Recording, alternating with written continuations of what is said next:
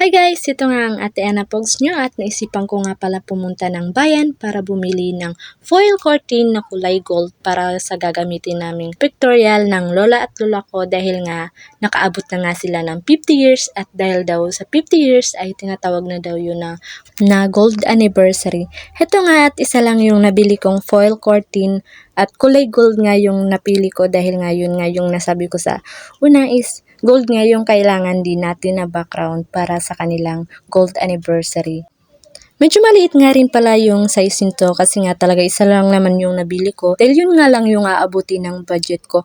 Pero sinukat din naman namin to dahil kasya naman talaga pala siya sa 2 tao at pwedeng na rin siyang pagpicturan.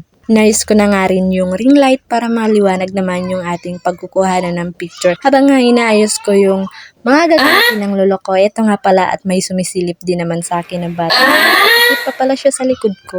O diba, hindi lang ako yung gandang-ganda sa sarili ko, pati rin yung pamangkin ko nakikita din sa sarili niya. Kaya nga patuloy nga namin naayos yung setup namin at ilang beses nga rin na pala itong natanggal dahil nga mahina yung dikit ng scotch tape namin. Kaya rin tinanggal namin yung sa gitna para mas madikit talaga yung paglalagyan namin. Habang nga inayos namin ang lahat ay sinabihan ko na nga rin pala yung lola at lolo ko na magbihis na sila dahil malapit na rin kaming matapos. Hindi ko na nga rin pala nabidyohan yung pag-ayos ko sa lola ko dahil simple lang naman yung nilagay namin is foundation lang talaga at saka konting lipstick dahil hindi naman talaga siya sanay daw sa mga lipstick. Ayun nga at trinay ko na nga yung setup namin at sa tingin ko nga rin naman ay okay na rin kaya inayos na rin namin. Ayun nga may pasilit-silit pa si lolo kaya sinimula namin ang sweet-sweetan na pictorial kaya nga samahan nyo kami. Ayan nga, tinuturuan namin ng kung ano-ano nga ang post yung lola at lolo namin para naman sa mga sweet post, diba?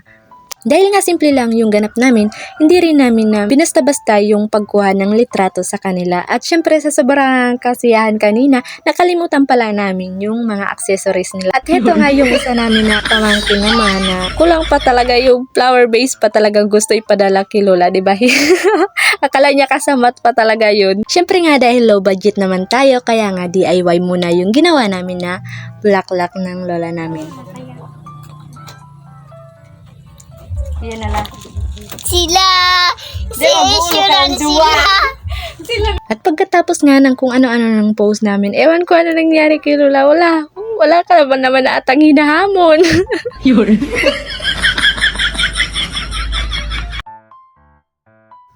Dahil nga tapos na ang aming ganap, tinitingnan nga namin kung okay na rin yung makakuha namin kanina. At ito nga pala yung isang chikitin, siya siguro yung mag-e-end ng vlog natin. At ayan na, papakit-cute pa siya.